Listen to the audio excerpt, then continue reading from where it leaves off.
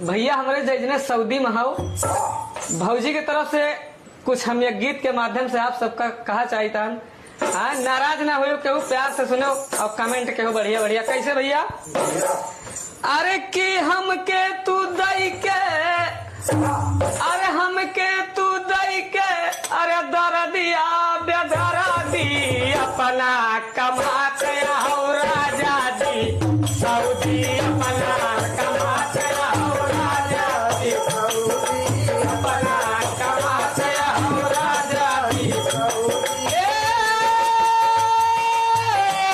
कि हमके तू दई के,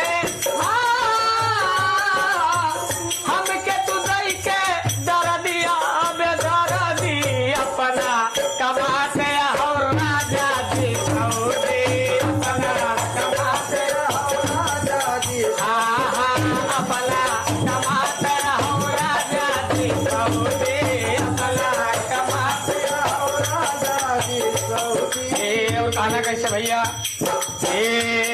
अरे नैहर छोड़ायो राजा लाई के गवनावा, नैहर छोड़ायो राजा लाई के गवनावा, नैहर छोड़ायो राजा लाई के गवनावा, पूरा लकी हो राजा दिल के आर मनावा, पूरा लकी हो राजा दिल के आर मनावा, लकी हो राजा दिल के आर मनावा।